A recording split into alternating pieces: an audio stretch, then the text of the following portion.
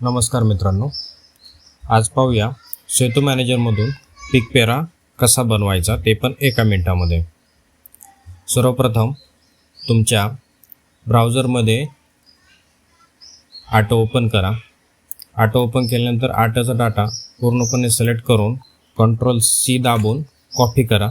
Copy केल्यानंतर तुमच्या डॅशबोर्डवरून सेतू manager app open करा। येथे डॅशबोर्डवर तुम्हाला पीक पेरा दिसेल। पीक पेरावर आल्यानंतर इथं तुम्हाला दुसरं काहीच करायचं नाही आहे, फक्त आर्ट डेटा या बटनवर क्लिक करायचं आहे। तुम्ही जो मजकूर कॉपी केला होता तो फक्त इथं पेस्ट करायचा आहे। तपासा व भरा बटनवर क्लिक करायचं आहे। यानंतर सॉफ्टवेअर तुम्ही भरलेला डाटा पूर्णपणे फेच करेल आणि पूर्ण तुम्हाला पेरा तयार करून देईल। पेरा तयार झाल्यानंतर तुम्हाला इथे फक्त जे पिके आहे ते पिके ॲड करायचे आहेत।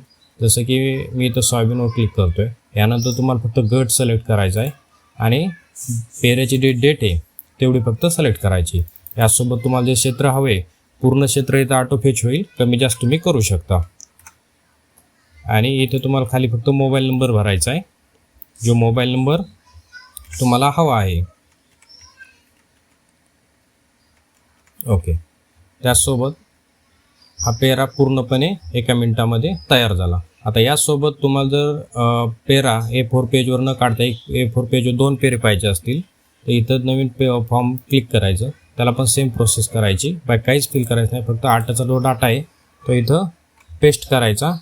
तपासा व भरा बटनवर क्लिक करायचं आहे। हे केल्यानंतर डाटा ऑटोमॅटिकली सगळा फेच होईल। इथं बघ सोयाबीन बटनवर किंवा तुम्हाला जे पीक हवं आहे त्या बटनवर क्लिक करू शकता। त्यासोबत गट निवडायचा। गट निवडल्यानंतर क्षेत्र ऑटोमॅटिकली फेच होऊन येईल आणि इथं एका पेजवर 2 पेरे तुम्हाला दिसतील।